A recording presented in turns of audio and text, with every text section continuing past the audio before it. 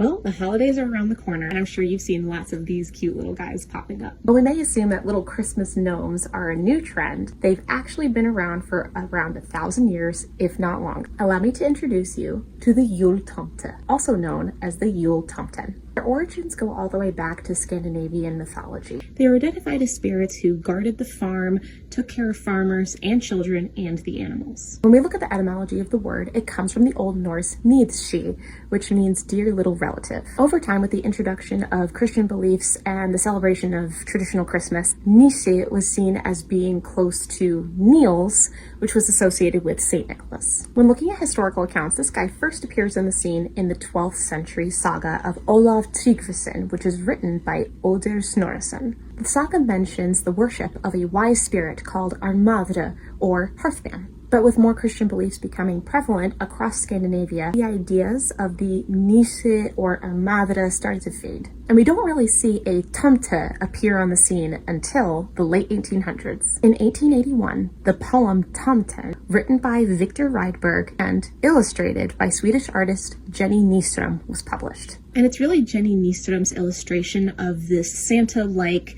little gnome that has really stood the test of time. With tomte meaning homestead man, and Yule being associated with the Yule and winter solstice. Together, it basically is like a little Christmas gnome. But the story of the Yule Tomten doesn't stop in the 19th century. Beloved Swedish author Astrid Lindgren was inspired by Rydberg's 1881 poem and wrote her own book, The Tomte, in 1960. But did you know King Olaf's sister was also named Astrid? I just love how the story of the Yule Tomte comes full circle. Do you have any Yule Tomtes in your house? Also, this guy is new to the crew? What should I name this guy?